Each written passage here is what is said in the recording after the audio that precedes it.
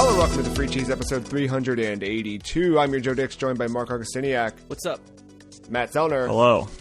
The Free Cheese is a weekly video game podcast about video games brought to you once a week by thefreecheese.com. This week is a lighter week because it's Christmas week, and this is normally when we put our Game of the Year stuff up, but we're waiting a little bit. Everything got delayed till 2021, so that did too.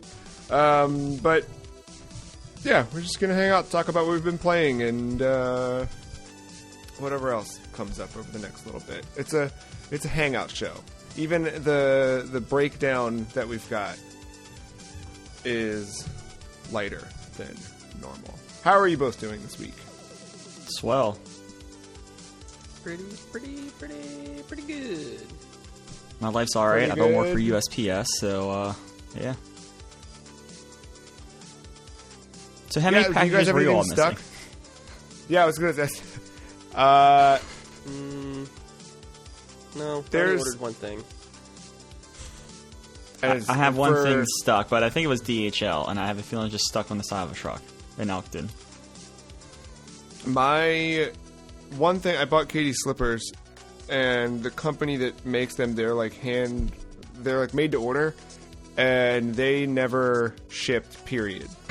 Because they're doing very limited. They emailed me right when I bought it, and I didn't realize till after the fact, and said like, "Hey, right now with warehouse restrictions, we're only shipping once per week for all of our orders." So don't know when they're showing up. Don't even have a whatever. And then for myself, I bought a Wii Zapper. Crossbow training. Yeah, I still have the crossbow training disc, but I don't have a Wii Zapper. And I didn't want one of the like chintzy ones, so I found somebody selling one for like $40, brand new in the box. I forget what brand it is, but obviously it's like a third-party seller for that type of stuff. But my favorite Zapper is the one that looks like a shotgun. Ah, that's rad. Yeah.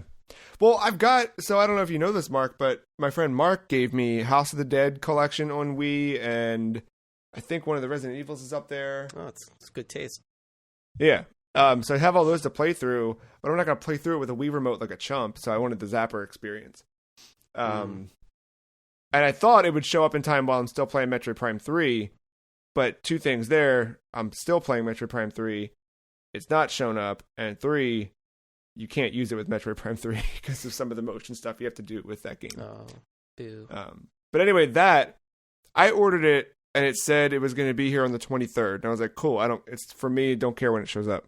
Then I got an update that was like, it's going to be here on the 16th. And I was like, that's like soon. And then it has just sat in some facility in Texas since the 16th. There's 3 things where it said departing facility, like an hour apart on the 16th, but there's no ever like check back in. It's just, they all say depart. It's like it departed at 10:30 at night, departed at 11:30, and then departed again at 1 a.m. Like, so it's in state? Yeah. Well, no, it's in Texas, not here. Oh, okay. Yeah. If it were here, I'd just go knock on the... Because mine was like, overstates, no problem. But then it was here, just sitting here for like a good week or so. And I was like, you gonna move? Yeah. Yeah, my mom said she ordered something that was shipping from like New York, and it went to California, and now is stuck in California. Okay. I guess so. Makes sense. It's good government logistics. Yeah. It's a fun time, man. It's a fun time. Speaking of fun times, 2020. I realized when putting together the list of the handful of games I played this week that this is the final episode of 2020, which means one thing that I'm very excited about. Oh, wait, I have to do a lot of work before that. But it means that next week's episode is our predictions episode. But it also means this is the last one of the year. So looking back at 2020, what did 2020 mean to you in regards to video games? The big D word. Delay. Oh, they're talking about dongs. All right. No, that's right. Jack Trenton retired a long time ago. Yeah, delays. Everything got pushed back. But do you feel better about delays? Do you feel different about delays? Or is it still just like a delay? What were your views toward a delay previously, and have they changed? I don't think they changed. I think I got over that phase of my life a few years ago where I'd be mad if something got delayed. Yeah, you get that initial, like, dang, I'm not going to play it, but, you know, deep down inside, it's probably going to be better, at least on PC, probably not PS4 base or Xbox One base. But besides that, everything usually works out. Yeah. I think that's... Marc, delays, how do you feel? Better or worse? Same? Delays in themselves, I'm mostly okay with. I think it depends on the game too and how it's being like advertised.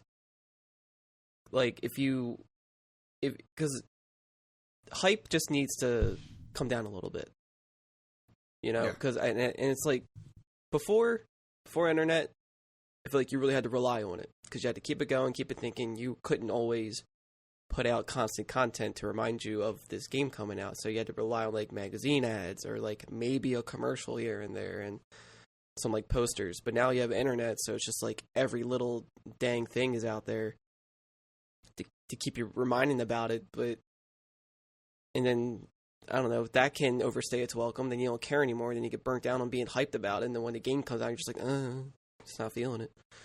But that was always the thing with like the Smash character reveals too. Like that is where I think I learned about hype the most, because it's like there's gonna be one. Like it's gonna be, and then you build it up so much, and it's like it's Byleth. Yeah. And you're like, sick. Yeah, I think the thing I've learned a lot. I think we kind of always were there, but I think one thing that was cemented in terms of hype. And that makes me feel better whenever I see the comment section, is I just assume the comment section is like the worst 19-year-old version of myself or any other. It's just I think the entire internet that is actively commenting is 19-year-old boys, and then I'm like, oh, why am I listening to this kid? Who gives? I don't care. Yeah, no filter for just like spontaneous emotional reaction to everything. Yes. Yeah, everyone has a review now. Whether it's like and subscribe, man. Whether it's 8 characters long on Reset Era, so Facebook, Reddit. Yeah, it's like so. Like delays are like fine in themselves, but like I think the time when you announce a game also plays a part in that. So I think if it's not ready, it's not ready. Just please don't show it. Like don't give me some like you know, I'll do the famous. Don't give me a number 4. Or don't give me some concept art or something. Just wait. What about you, Marc? Does anything, if you look back at 2020... I guess kind of riding off of the stuff I said, it's like similar lines with Matt, but tolerance is like the key word, I think, for the year. Because it's just... I don't know. I mean, yeah, it's obviously different. Not as eventful of a year, but at the same time, it still kind of was. Just not on like a grand scale, I guess. You know, like it was kind of more. It was scaled down, but it wasn't. It wasn't devalued. I think. Like I think Jeff Keighley did a lot of work this year to kind of keep things going, keeping it afloat, trying to keep things alive, and that's commendable. Like I applaud that. Yeah, it was less of the like big like hit in June and more scattered shots throughout the year, but I think that they were like no E3, just it definitely changed things, but I think I'm okay with that direction, at least for like a back end for like everybody else that has to go there and be involved with it and trying to set things up. It's like all this work just to show a trailer. And it's like, you don't have I'm to very curious, like, if by June things like a convention could happen, which I don't know that that's the case, but if that is the case, like, do they do it again? And if they do, does a company... I think a company like Nintendo or Microsoft, they'll show up, but what about like a medium-sized company who learned this year that, and when I say medium, I still mean massive, but just like compared to Nintendo or Microsoft, do they look at it like, we don't need to show up? We didn't show up last year and we had our best year ever. You know what I mean? So I wonder how much of that changes. What does the show look like? Yeah, especially for the indie scene, because I feel like they benefit the most from convention type things because there's so much networking you can do and connecting with people, and they feel more like personal with everybody. Like bigger companies, you're gonna have such big lines waiting for that one game. You'll be sitting there for hours, like it's Comic-Con or something.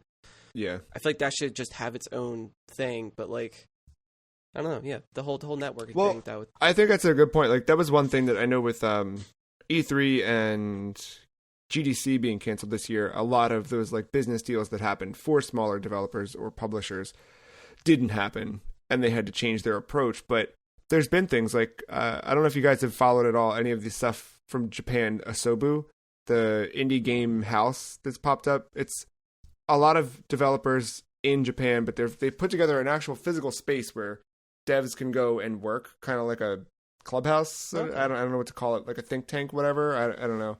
But it's a workspace they can go and... Yeah, an incubator. Yeah, exactly. So TJ Miller's there helping to just anybody who comes through with an idea they want to work on, they can hang out and work on it. But like that's happening, and there's been like a Discord has popped up around that Discord channel rather. And they've done live events, they've done things like that, and like I've discovered new games and creators out of that. So I think there's things like that that are happening more that I think will continue to happen more as we get into the next decade of weirdness. I don't know. I'm hopeful that traditional social media is dying, but I don't know. It'd be cool if we had better use of the internet. One other thing about 2020 though, like this year, I think we can admit it now that we're probably kayfabe 3 days away from it ending, was one of the worst years ever on planet Earth. But this was sneaky one of the best years of gaming ever. Well, yeah, gaming, but also like release. It was awful. At least releases. And it's still not over. Like this could still be awful. Like there's still so much more that could happen. But like, I don't know. Like it's also made me appreciate things in a different way and find. I think that's kind of what I take away from it, especially with video gaming. Like I ended up playing stuff that has been sitting on this shelf or in a digital shelf somewhere that I bought and forgot about and never whatever, or games that I'd been like, I don't have time for that. And I think so many of the delays and so much of the overhype and the reaction to those and all of that turned me away, like the polar opposite ends of a magnet. Like just I've repelled, like I hard repelled, like got out of Twitter, unfavorited all these bookmark sites I would normally go to. Like I just pulled myself out. And in doing so, I found that like I was just playing stuff for me and staying out of the hype cycle and staying out of the whatever. Like I don't know. There's so much of that stuff, and I ended up. Full trademark, man. Like I just like got into whatever I wanted to be into, and I feel like I had a much better, maybe not much better. I don't know. I maybe had a good, better, whatever. But I wasn't like pressured to jump into things because they were happening. You know what I mean? Yeah. And I feel like there's so much that comes with that. And yeah, I found I don't know. I found myself enjoying things for what they are more this year. And I mean, this is outside of video games too, but in video games, but like, just, I'm trying to think. I don't know. Just, well, I mean, if things sucked, like, okay, well, what doesn't suck about this? About so many things, right? Like, being trapped inside forever, like, yeah, this is weird and strange and sucks, but what doesn't suck? Well, I'm near my dogs all the time. You know what I mean? Or whatever. Yeah, 2020. Video games. Metroid Other M, Game of the Year. Whoa. Which year? Legitimately, though. Look, I'm not saying anything I played this year is that, but I don't think that's the game. When I got away from all the 19-year-old boys telling me that game was the worst thing ever created and played it for myself. Speaking of 19-year-old boys, Matt, you've been playing Yakuza Like a Dragon.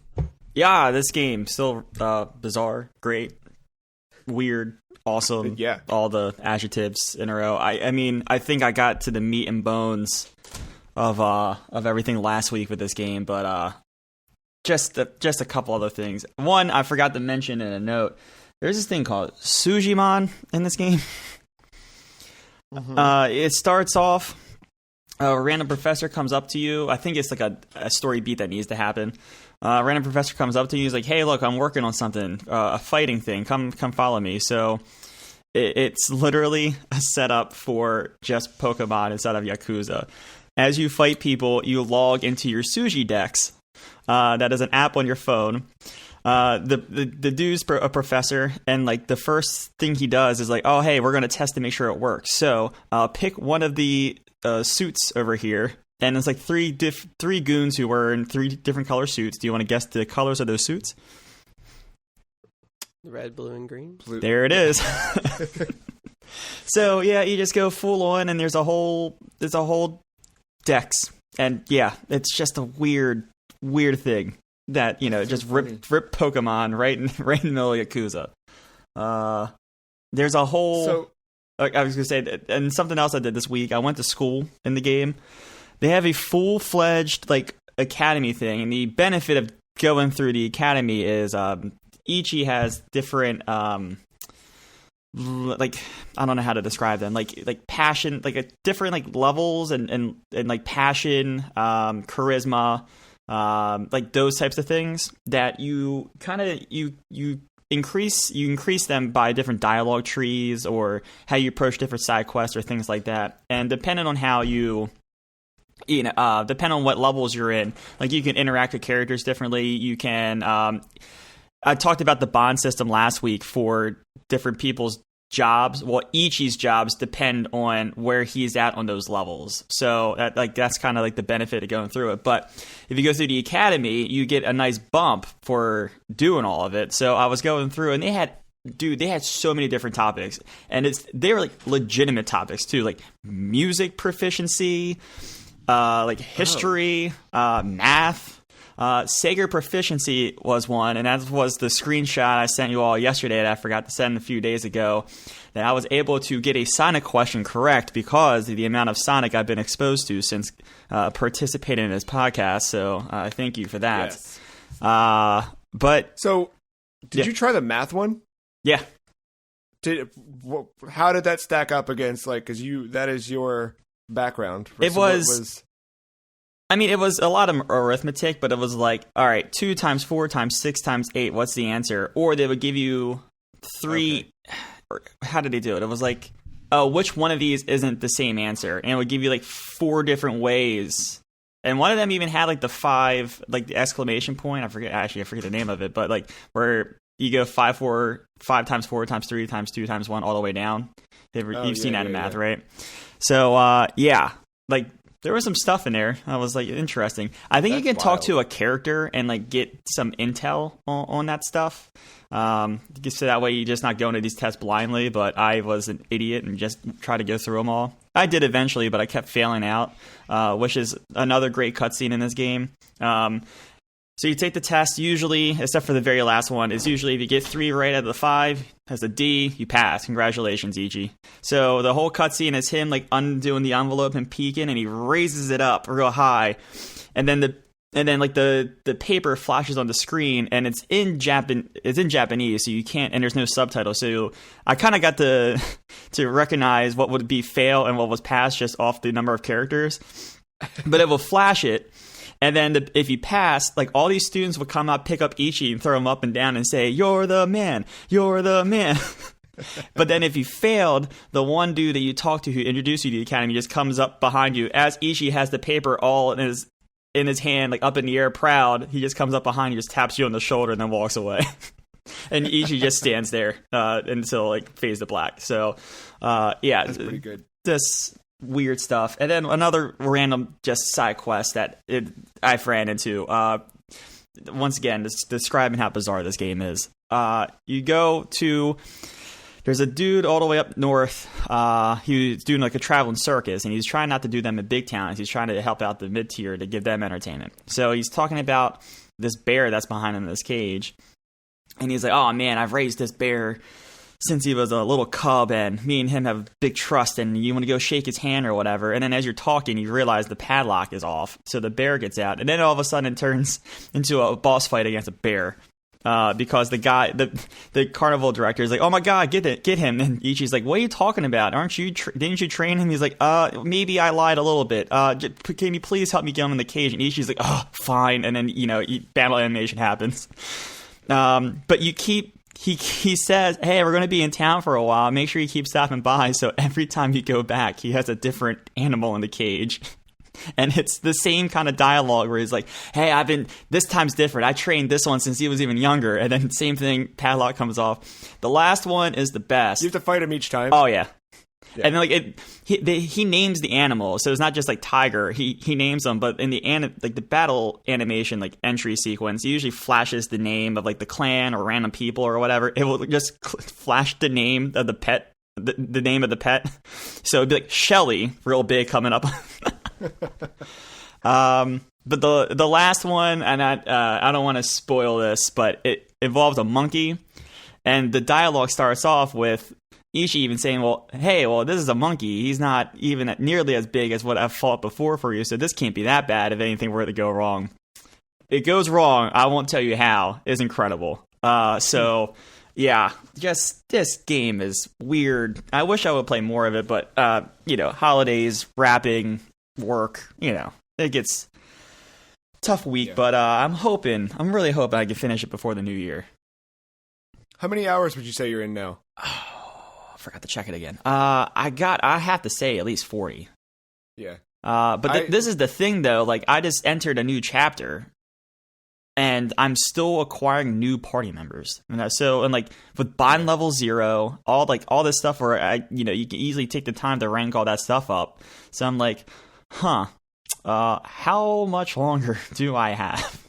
So yeah, I might be just at the tip of the iceberg still. I have no idea. But man, this is. It is a game and a half. I looked up Suji, and it means muscle. All right, there it is. So does that fit contextually, like because of the little men you're fighting or whatever you're using? Well, no, you're not using them. All you're doing is just collecting fighting data because it's going to help the professor clean up the streets. Oh, okay. So when you go into battle, and it's a way for you to see like who you face in the past. I think it can even do weakness. I haven't really looked at it a lot, but I think it even says like weaknesses and stuff. But yeah, the whole point of it is to gather all the intel of each like enemy you can encounter. So okay. Yep. So yeah, it's just a stack of things you can see, and then you get little like accomplishments as you check more and more of them off, and those things help out Ichi's those levels like intellect or charisma. Or there's 6 of them. I forgot. Like passion, intensity, charisma, intellect. There's 2 others, but they're all like dialogue driven kind of thing. But yeah, dude, this game still must play. I'm still every time no one's online for like Warzone or something, that is what I jump into, and I just apologize to Victoria because she knows that that's going to be up for a while, and even she's watching like, what the hell is going on? So yeah, it's fun times. Have you tried remote play with Not yet. Your Xbox? Not yet. I thought about that.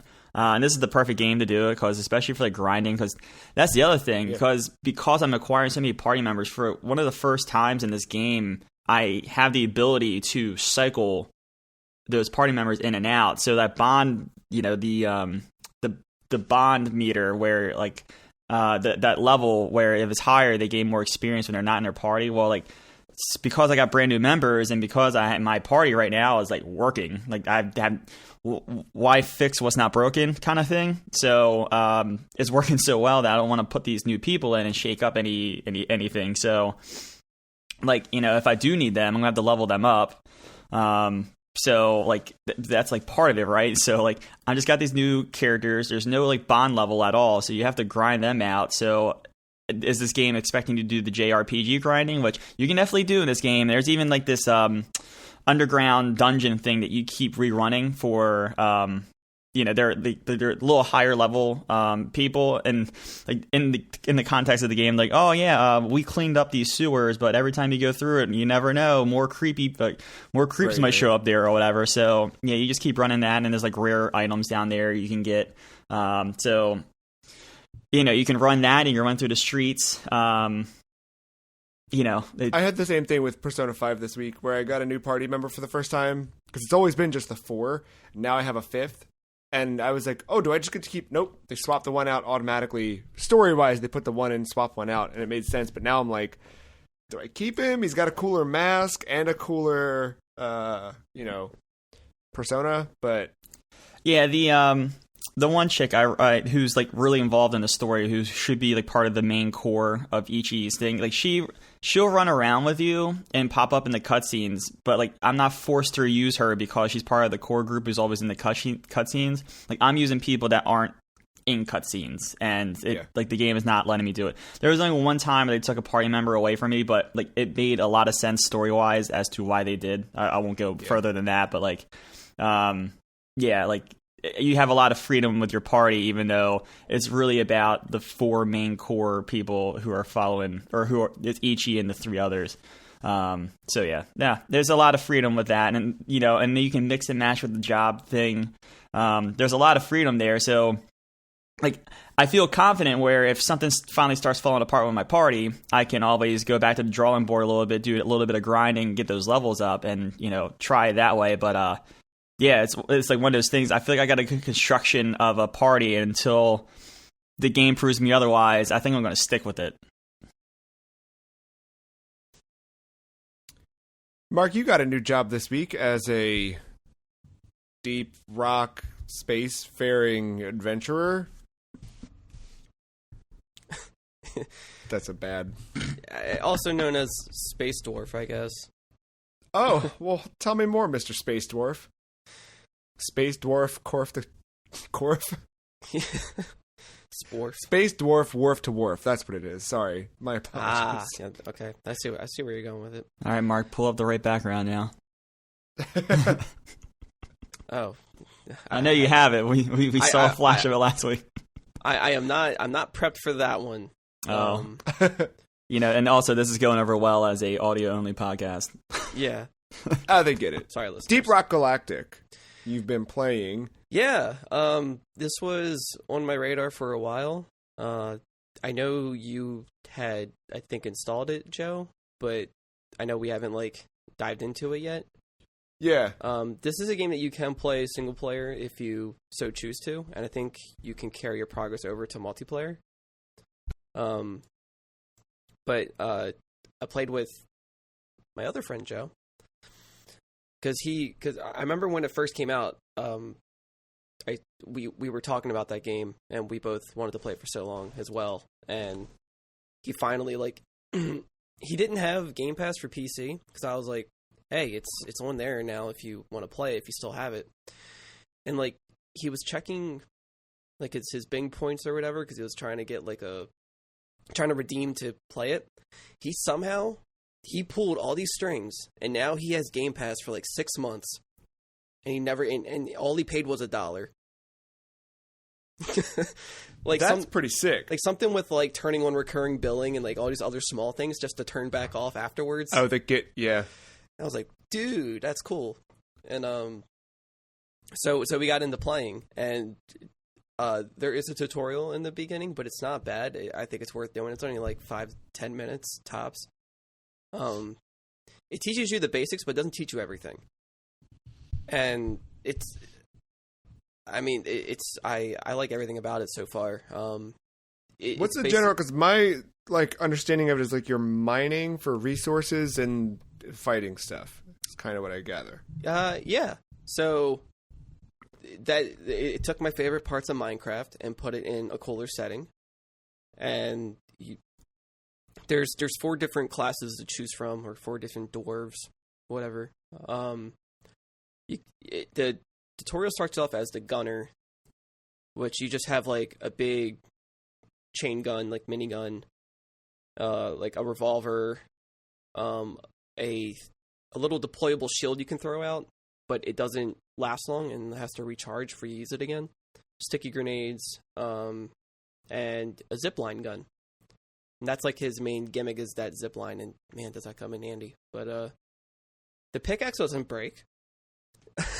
So, and you can use it to attack enemies, of course. You have flares that are reusable. You have 4 flares.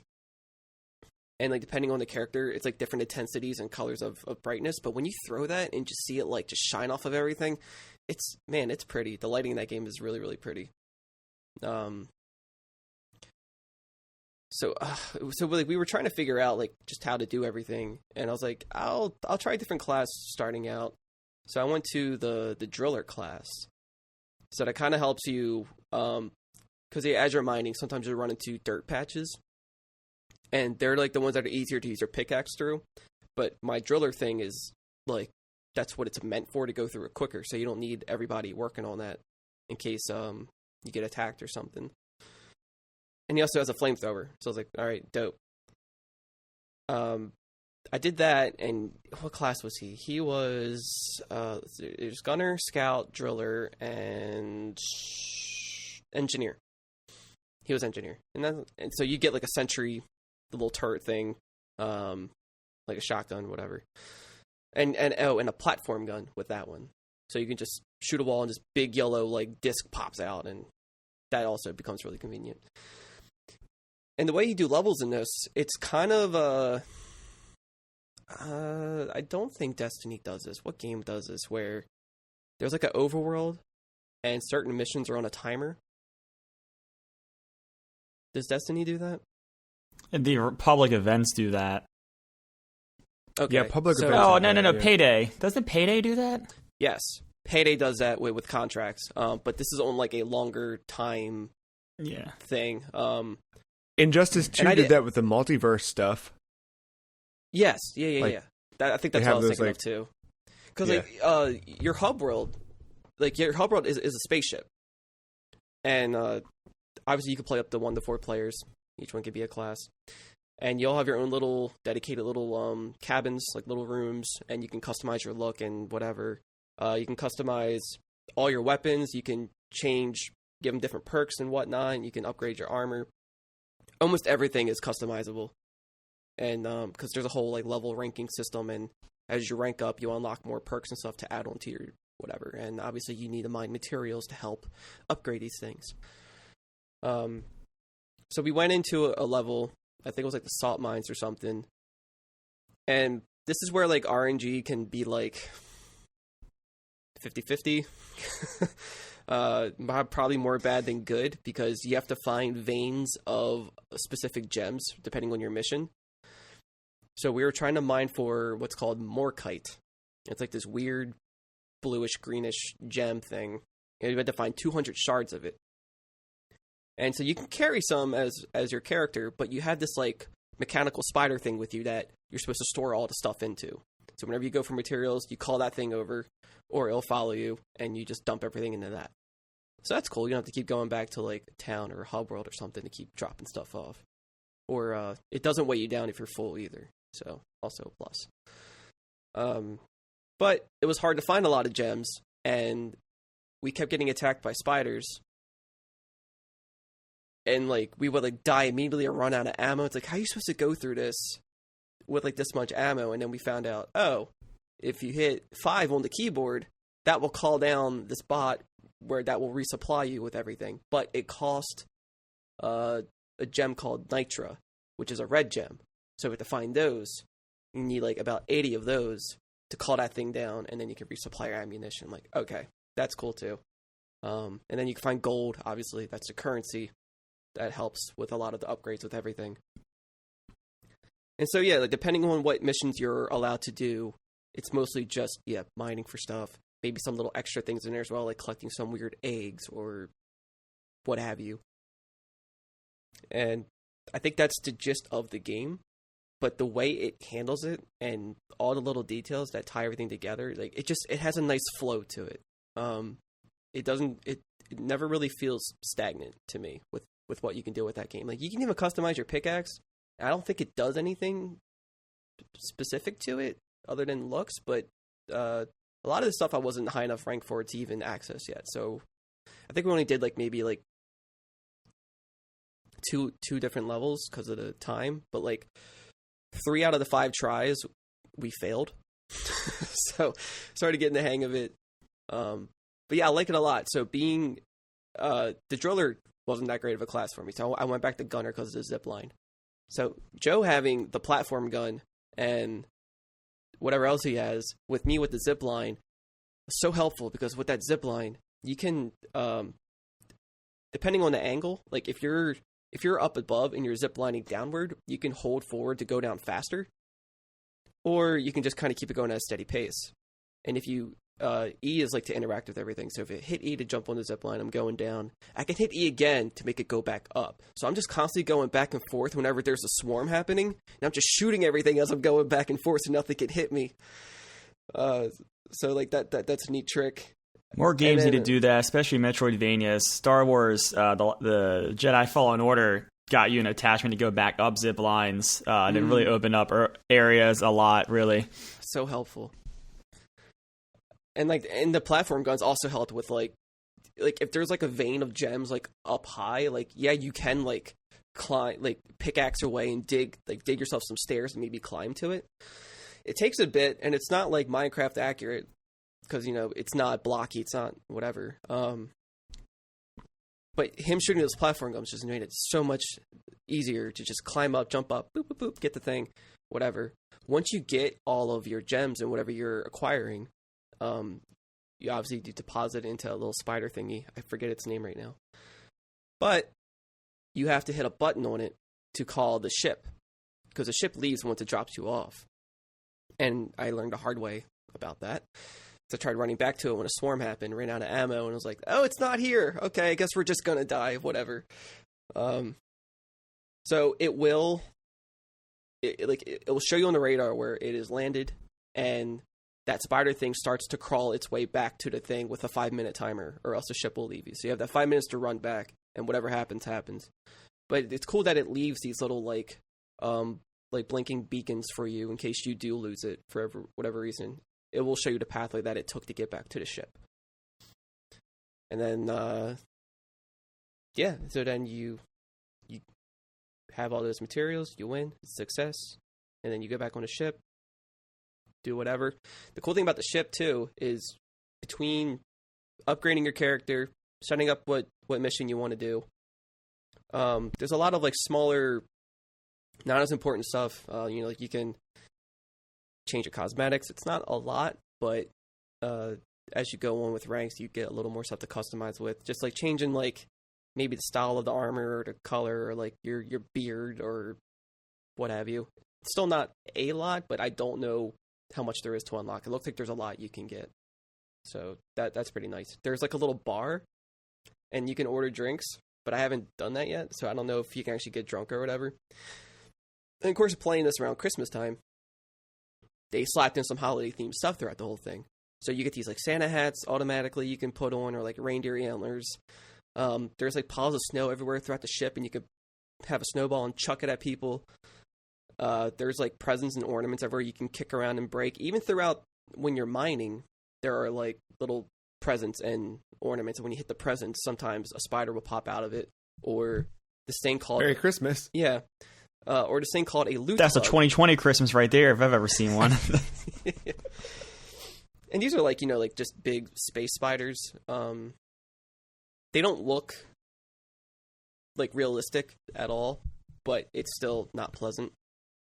Especially when there's just a bunch of them just shooting web at you or spitting at you or whatever. But sometimes these big fat larvae things called loot bugs will be there, and you have to, kill it, and all these different types of gems will pop out. And your dwarf will always comment that it feels bad for killing a loot bug. It's like they find it cute, but they have to kill it. It's like, okay, that's fine. I forget if there's any other holiday stuff throughout that spaceship. I don't think there was. There's a jukebox at the bar area, and if you turn it on, if you walk to the dance floor, it goes to third person, and you're automatically dancing. And like the dance you do is random, and the song plays is random. And I didn't realize when I was doing this, I was waiting on Joe for whatever. He had to like step away for a second. So I was like, all right, I'll just go to the jukebox. I didn't realize it was taking my money. It was like $2 in game for every song change or whatever. And like and I didn't have a lot already. I was like, oh, okay, that's fine. There's like a Hall of Fame like memorial place you can go to, and you can like unlock different statues there, I guess based on your classes and whatnot. So that's just a hall for some reason. There's a little mini game of kicking a barrel into a hoop that goes like back and forth on a horizontal scale. And when you say ship, I'm not picturing something this big, but this sounds massive. It's like everything is like compact. Yeah, but still, I'm picturing like a Pikmin ship. and you're describing this is like a little space station. Yeah, that's cool. Yeah, this is like the size of like the Normandy. It looks like in a little bit of footage I've seen. Like there's different floors you can maneuver. There's even like that weird stair, like circular stair thing that like in the hub world and Doom Eternal. Yeah, it's like if Doom Eternal, if you just had that center part with like a couple branches off of it, it's just that. Definitely smaller scale than Doom Eternal's hub, but and you can like turn off the gravity for no reason inside the ship, so you can just like float around. Just all these little things that are just pointless, but it ties the game together, and everything just flowed very well. Simple concept, just mine shit, kill shit. But I like it. I think it's very fun. If you get a chance, is your approach to this like Minecraft? Like just. And like my favorite. Does it feel like you're playing that, or? Well, I mean, you're not crafting, so that's cool. I just mean for you. You know what I mean? Like, are you getting out of it what you would get out of Minecraft?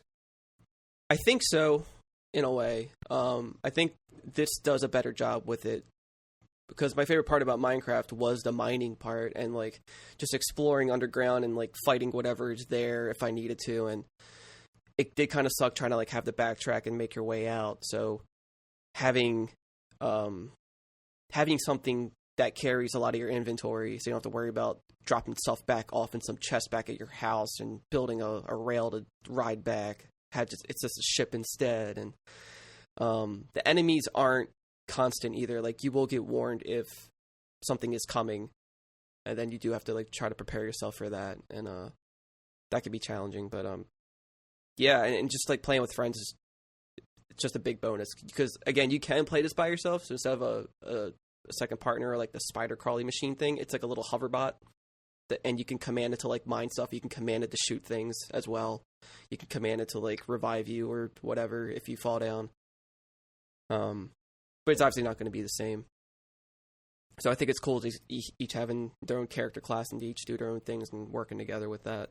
So yeah, I get what I wanted out of Minecraft and a little more. So I think this is something everyone, at least us three, I think we would enjoy it if it was like a night or something. Yeah, I mean, this is definitely like that Schluter thing. Is it? But what side of it does it lean more towards? Is it the looting or the shooting? Or is it really like a 50-50? It feels kind of 50-50. Because you're constantly doing both. I think you're doing more of the looting, but you're a dwarf, you're mining, that's kind of the thing. And then like the guns just kind of happen when they do. So I guess it is at its core the mining stuff, but the way that you can enhance your character, like its weapons and skills and whatnot, and you can have different loadouts. So there's a lot of ways to customize and go about how you want to do all this. So I think that's pretty cool too. Well, look, Mark, the fact that you said that the characters were part of an organization that drove for materials was more story than the first Destiny gave me. So we're doing something right there. Oh man, and like the little banter between all the dwarves you hear too also like gives you like that like Left 4 Dead feel with how they talk to each other and stuff. Good. Yeah. Really? Well, I checked out on the personal computer their Crumble demo that you had mentioned last week. Oh yeah. And yeah, they should make a Sonic game where he has a grappling hook. Like, that made too much sense as I was moving around. I think I was having a tough time controlling it. Like, I felt like it was moving too fast for me. Yeah, the physics were a little weird at first. But then they introduced the tongue, and I was like, oh wait, this is why it moves so fast. Mm-hmm. And I think if they did better level design, where you are actually like, the levels are designed around the character and not so much. The early stages in that demo at least felt kind of like, yeah, I don't know. The demo gives you like level 2 for some reason, and it's not as, I feel like, beginner friendly than the obvious first level of the game. Yeah. But it was still like, I'm more than ever excited to see what Sonic Team is up to, hopefully next year. I'm telling you, man. For disappointment. Dude, Crumble goes places. Like, the way they design levels, it's so... Did you keep going with it? A little bit. Yeah. did I mention there was like a floating stage? I don't remember if you did or not. Like it's you found that secret stage. I don't remember. It was top down, right, or something like that. Right. It turned to like a 2D platformer with that one. But the normal ones, like there was one where it was just like it's like this floating. It almost looks like it's basically a dragon made out of the land, and you're and you're always hopping on different ones, and you're all doing different things. Like one could be rotating constantly, or like, and they all have like it just looks like land, grass, trees are coming off of it, and everything, and you just have to find your way to like just swing around. It's crazy. That's cool. Yeah, it was a lot of fun. And while I was in Steam, I ended up picking up a game that I wanted to play and forgot about. Umurangi Generations, which came out I think in May or somewhere around there. Sounds familiar. So this is a first-person photography game. So it controls like an FPS. You aim down sights and all of that, but what you're doing is just moving through this world and taking pictures. And I remember this picture. You end up like, so the very first stage is kind of like on a rooftop with some friends hanging out, and it seems pretty. Is Karen there with her Switch? I looked, but there's secrets in the game, and as you like move through the thing, you might I found like little Easter eggs and things like that. I think there's still something you unlock new lenses as you go through the game, so I might need to go back with a different lens and see if I can find her. At first glance, not there. Okay. But stay tuned. Okay. So you have a checklist of things that you need to take pictures of. So get a picture of 2 markers. It's kind of like, I Spy. It's more I Spy than it is checklist. I should say that, because when it said get a picture of 2 markers, I took a picture of 1 marker and then a picture of a second marker. Did not check the box. So I found 2 of them sitting side by side, took a picture, box checked. So it's more I Spy than it is anything else. And progressively, I played through 3 of the different city stages, and you kind of uncover more about the world as you go deeper into it. So there's it's set in the future in a cityscape, but it is like a dystopian future where there's civil unrest. Seems to be too harsh of a term for this, but there's definitely like police state kind of stuff happening. The one stage I stopped off on, there's shrines everywhere to someone who sacrificed themselves to stop like police brutality or something against the city, or so it seems. Like you kind of like get all of this like through just immersing yourself in the world and wandering through and taking pictures. You're reading graffiti and those types of things. But it's generally, I think it's wild because it's such a quiet experience. Like it's got the lo-fi music in the background, just kind of like easy to listen to. The art style is very Jet Set Radio, but kind of like, or Jet Set Radio Future, sorry. But a bit more dark toned. Like it's yeah, I was about to say, like it looks like a calm down Jet Set. Yeah, it's very cool toned Jet Set and more grounded, I think. But it's got that whole vibe to it, so it's very easy to like find yourself getting lost in these little stages. But at the background, there's all of these overtones that are suggesting something terrible's happening around the edges. So you're kind of uncovering the story as you go through an adventure.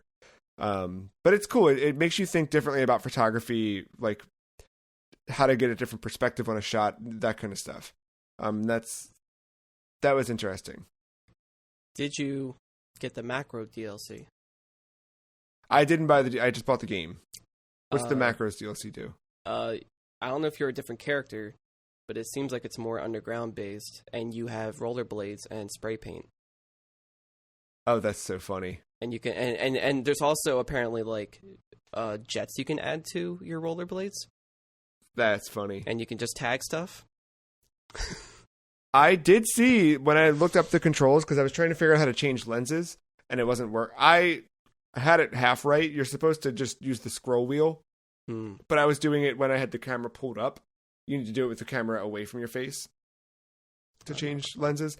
So, but when I looked up controls, I saw there is a button for using your rollerblades, like even in the core game. So I forgot all about this game till you brought it up. I just added it to my wish list. Yeah, I think it's worth checking out. I don't know how long it is or anything like that, but each level has a 10-minute goal for getting the shots you're supposed to get. There's bonus objectives in each one as well. So there's kind of like the list of objectives, a 10-minute goal that gives you, that's like a completion bonus or whatever. There's bonus objectives that are a little bit trickier to discover, and there's a postcard in every city, and there's a thing to take the postcard shot. So that's been kind of like a fun goal for me as I go through them, is like looking around the area and like, where is that from? Like, what angle? How do I have to do? Like the second level, I think I had to like crouch in a certain way and move, and it's cool. Feedback, like I know sometimes like the Arkham games, the regular challenges had you go towards a certain angle, and sometimes it'd be like too far, too close. Do you get any kind of feedback like that, or are you just still There's none of that? You didn't get it. Yeah, that it doesn't do that, which made it difficult to know what I was doing right and wrong. And what sucks is initially you have 24 images you can take because you have a single roll of film. Each stage, one of the collectibles in the thing, or the collectible, is extra film rolls. So you're supposed to find 9 in each one or whatever it is. And every time you do, it's another 24 shots you can take. But yeah, if you're moving through and you're like, ooh. So there was one level where I went through and I was having the toughest time finding one of the objectives. And I finally found it whatever, but I was like 30 minutes into playing the 10-minute goal. So I just restarted the level and speed ran it and got through, and I was like, I know where this is. Click, click, click. So I think there is like, you have the opportunity to discover, and it is pretty quick when you know what to take pictures of to get back through. But yeah, it's a fun game. So are we going to see you at AVGQ? Speedrunning. Yeah, speedrunning, yeah. I think the times are probably going to be faster than I am, but I did get one. The first stage I did just organically, the first time through, I did it under 10 minutes and got it delivered.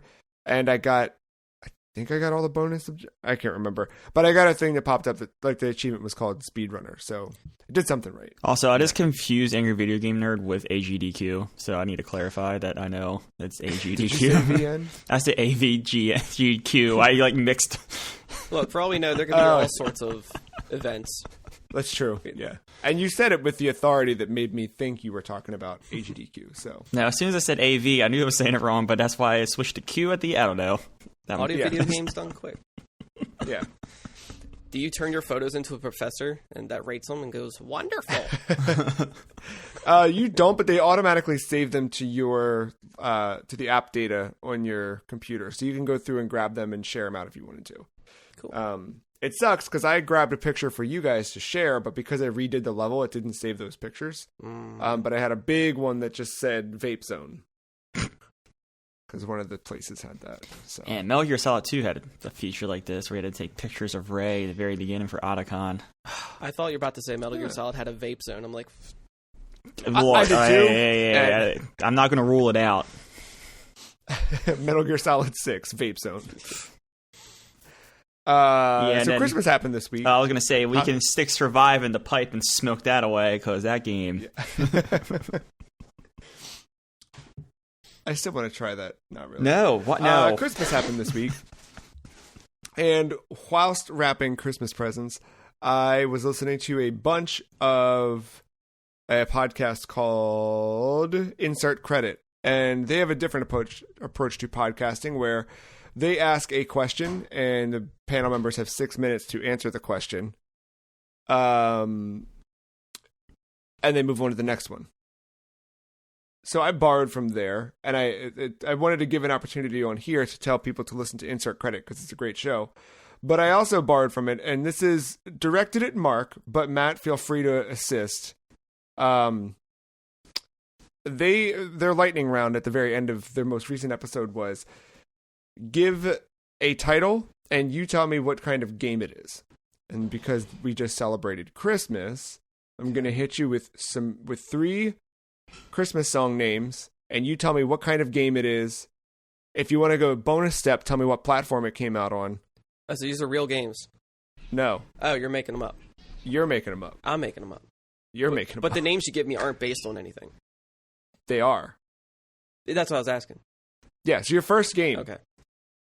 Blue Christmas. Blue Christmas.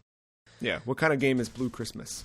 It is a Sega Master System game where you are this kid in pajamas hopping around, kind of like Flicky, but you're a kid just hopping around, grabbing like collecting candy canes and presents, and you're avoiding falling ornaments. Is the background blue? Is that where we get the? It's one of those games where it's like it's just called Blue, but there's actually no blue in it. That's the license they could acquire at the time, so that was the background song that loops. Yeah, like it was probably like based on a ROM hack originally, and they just had to use blue instead of white. All right, perfect. How about Rudolph the Red-Nosed Reindeer? This is a Game Boy Advance adaptation of the movie, the claymation movie. Yeah, the claymation. But it is nothing like it at all. It's just like a bunch of like dumb Mario Party mini games, and it's just like it's like it tries to do what Donkey Kong Country did with like turning like 3D images into 2D sprites, but like you can't tell what you're looking at. It just everything just looks like turds with little red dots on them. Out for the GBA this fall. Man, and finally, we are thinking totally different here, Mark. But please, just go to third one here. Your third one. I'm Dreaming of a White Christmas. I'm Dreaming of a White Christmas.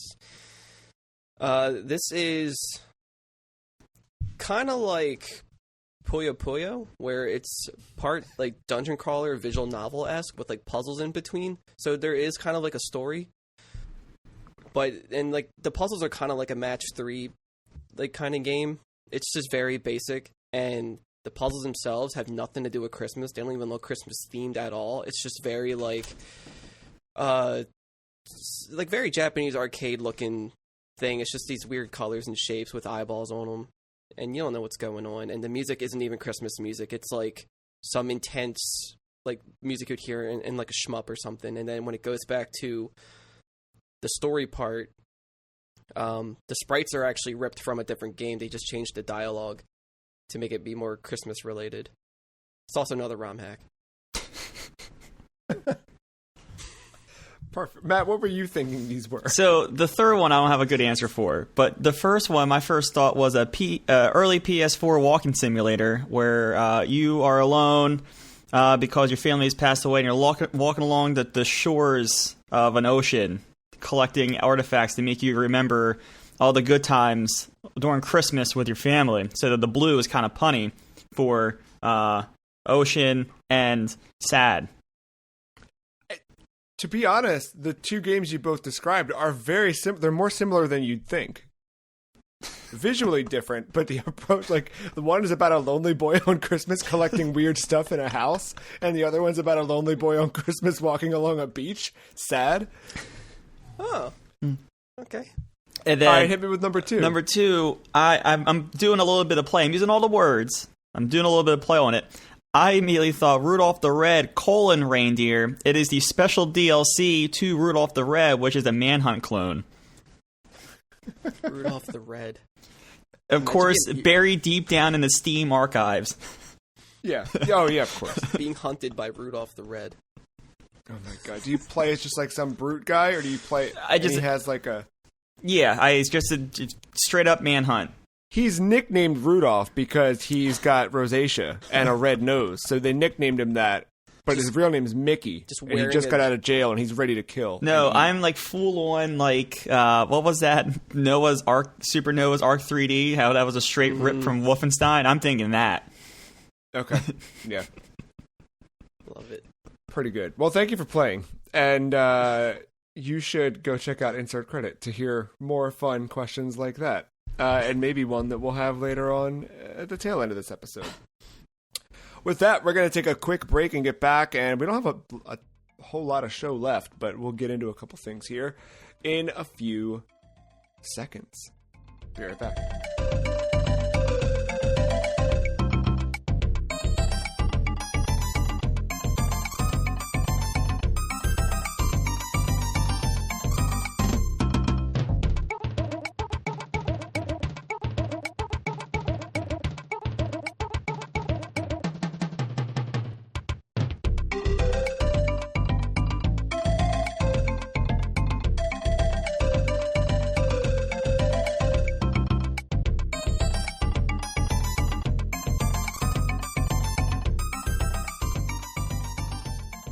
Also, while I was in Steam this week, I reinstalled The King of Fighters 13, or also as it's known, Mark's favorite fighting game.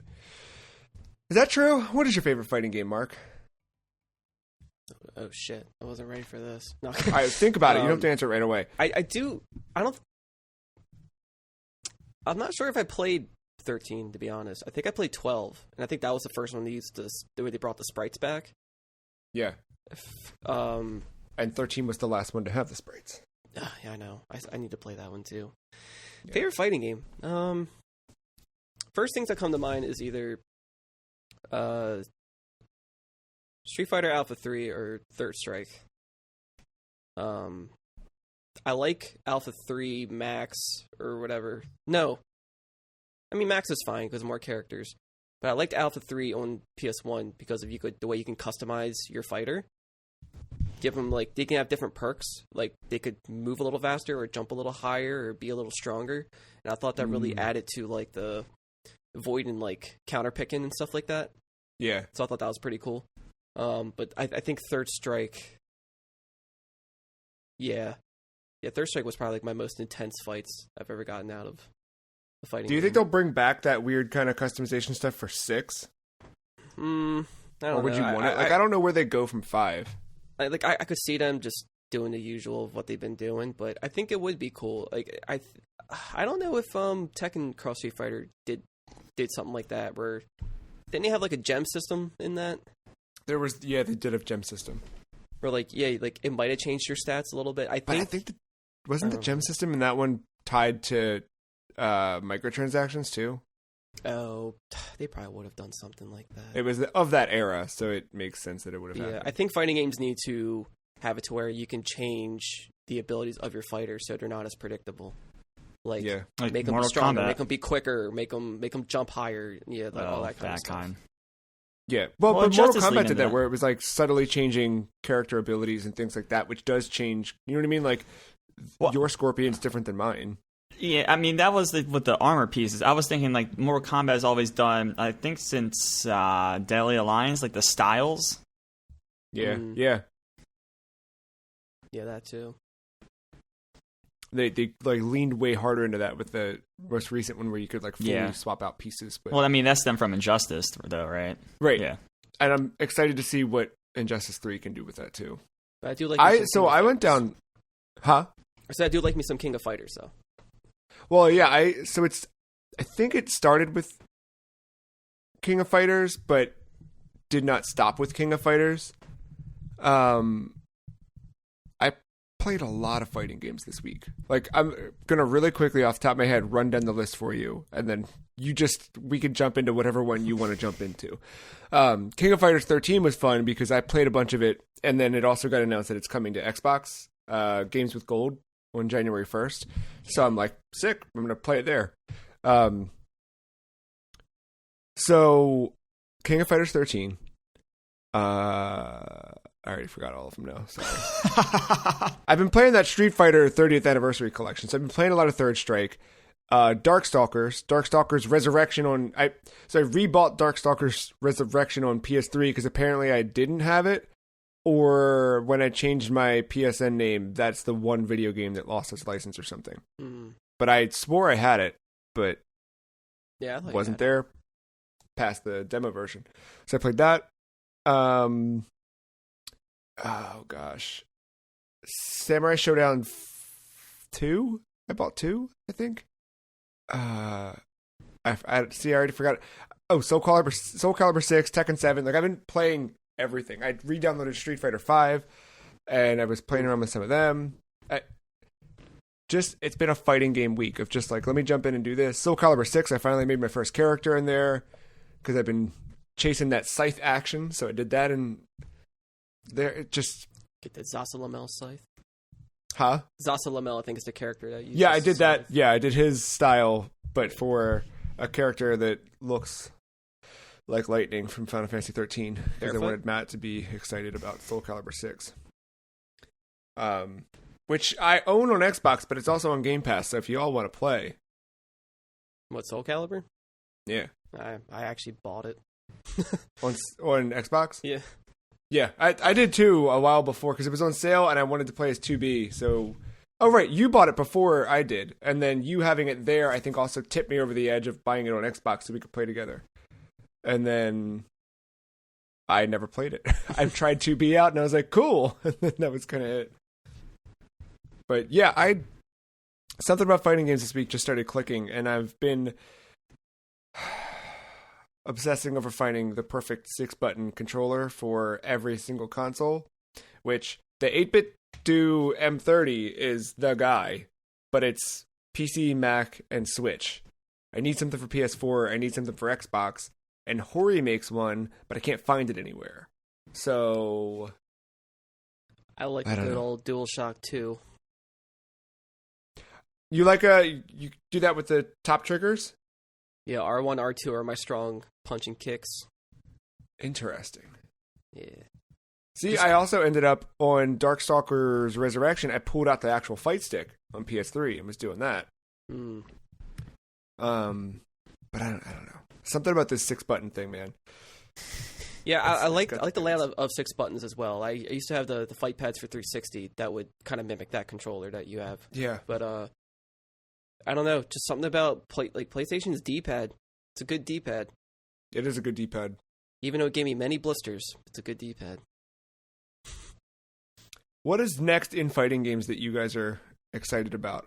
I know, Matt, this is like something you visit occasionally. It's not like a hard obsession, but is there something even for you where you're like, I will buy that? I don't know. I just like I like a good dope story mode. I just don't know, like, I don't know, can you like do like a weird branching paths thing? I feel like Smash does it right for the first third of World of Light.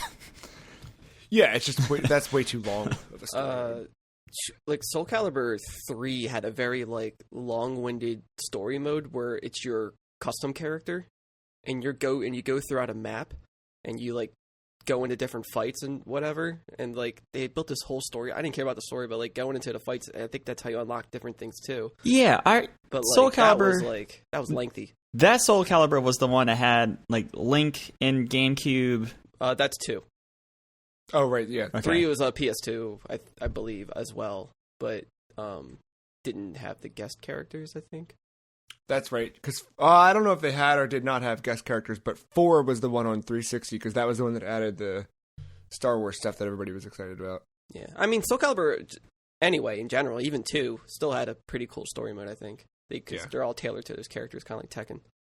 6 has a cool one, but I haven't played 6. You make your own character for it.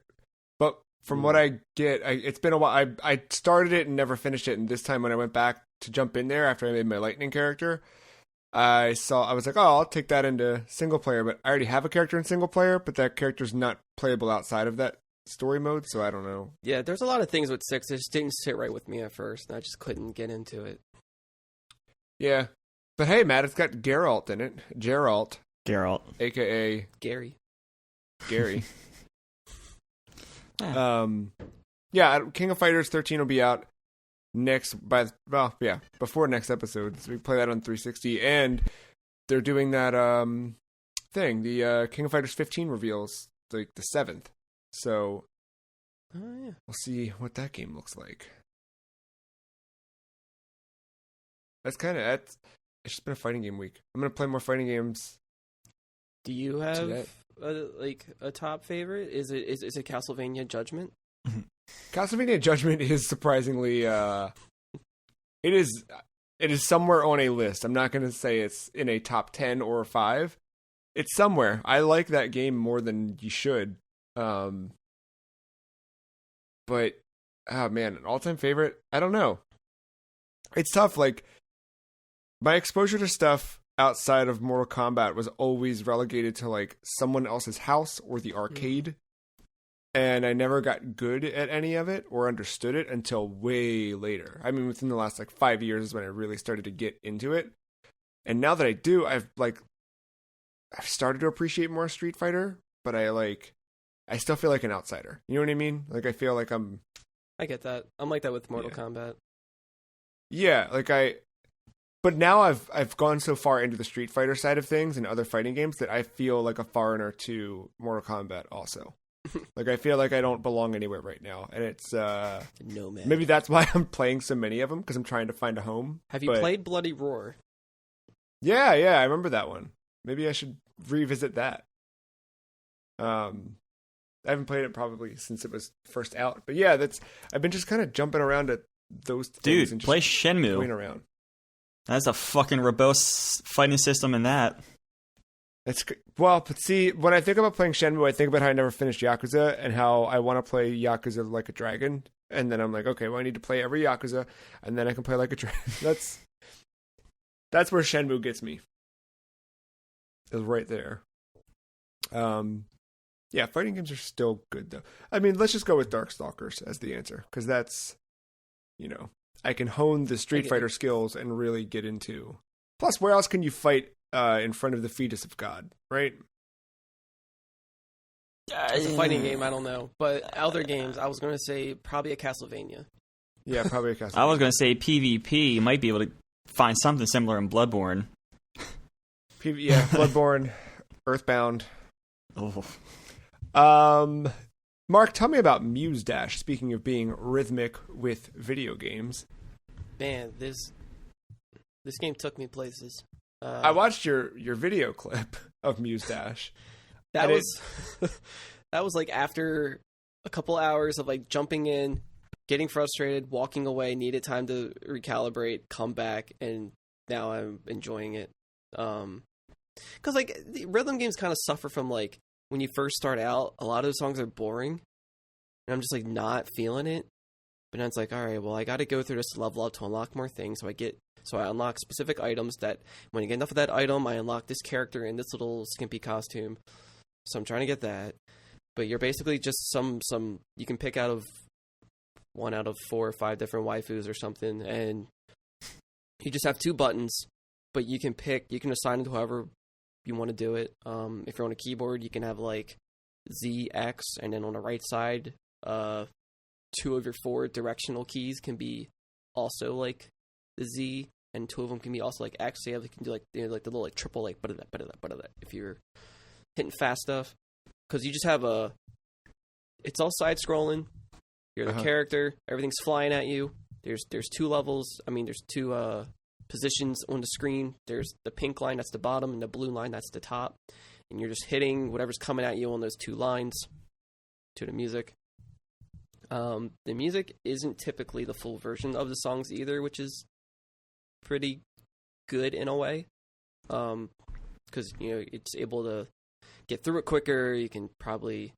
doesn't feel as long-winded. It's not like a Guitar Hero situation where like your hands might cramp up or something after some time, unless you're consecutively playing a lot of songs. But yeah, there's no real story. Don't try to make sense of it. Just kind of let it happen. It is what it is.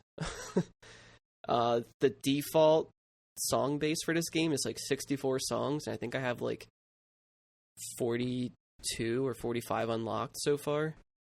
And, like, it's requiring more levels to unlock more songs. Like, before it was just, like, 1 level, new song. Now it's, like, you have to level up 2 or 3 times to get a new song. And they have so many DLC packs. I could get it all for $20, but I only paid, like, $1 something for this game. Because it's on Steam for sale or whatever, so... I think I'm getting my money. That happened with another rhythm game on Switch where it was like a $50 game and they mark it down to 49 cents, but then to get everything else it was full price. And I bought the 50-cent game, played it for 4 minutes, and I was like, I don't like this. But it was a 50-cent investment. I might get, I don't know, I might buy all those other songs because some of them are just batshit crazy. But like I'm using the Xbox controller for this, and like the way I'm holding it, is my controller around me? Yeah. So like, I'm holding it to where it's like sideways on my lap, and I'm just tapping Y and X. So like it's just like down in front of me, and I'm just like, so like You're playing it like an arcade stick. On. I'm holding it like this. So like I'm gripping the left handle, and then I'm clawing. I'm clawing the face buttons, but I have it on my lap.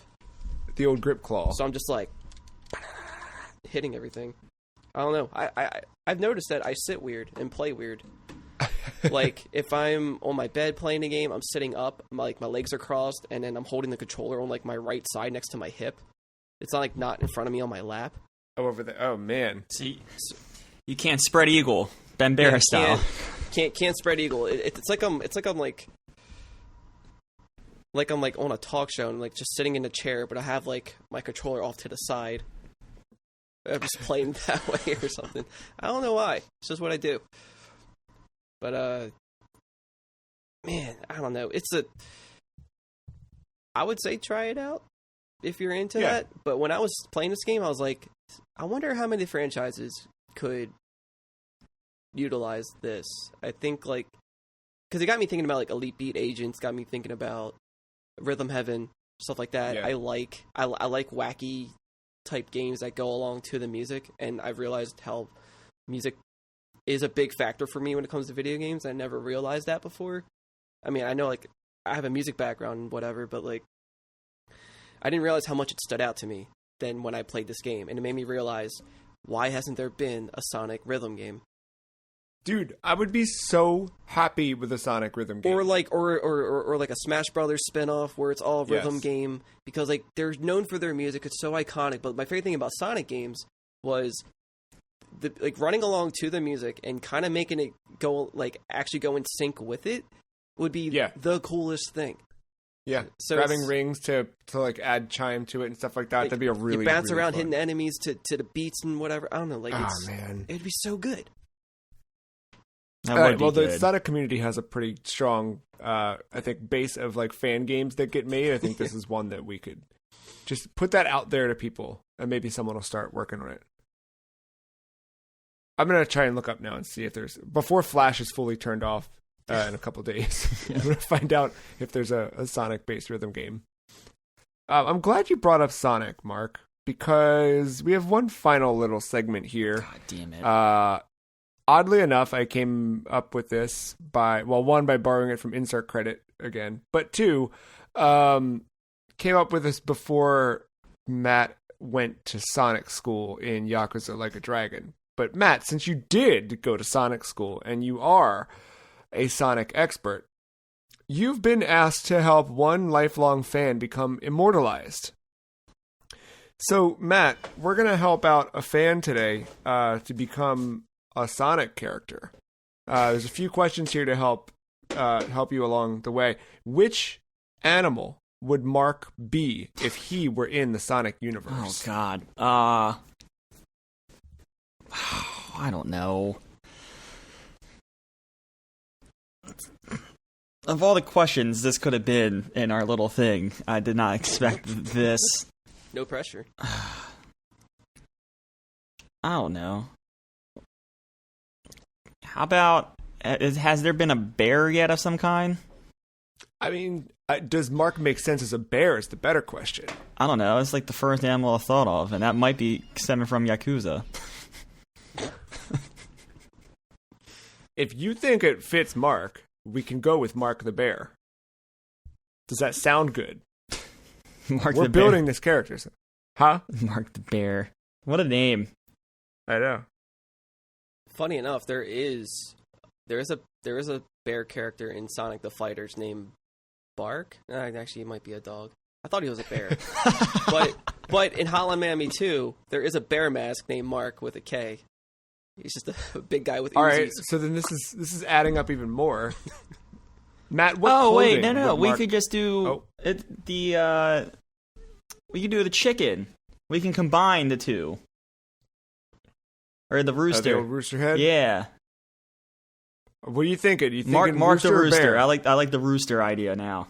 Mark the rooster? All right, so Mark the rooster, what clothing would he wear?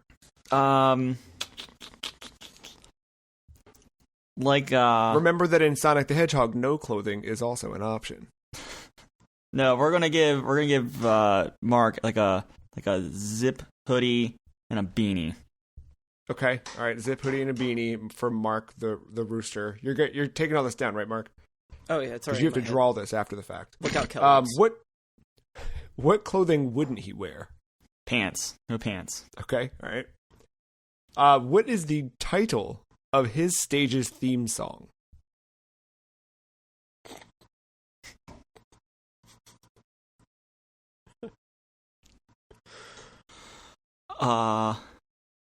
Rooster Blitz. Rooster Blitz. I don't know why cocking around was the first thing I thought of. What color would he be?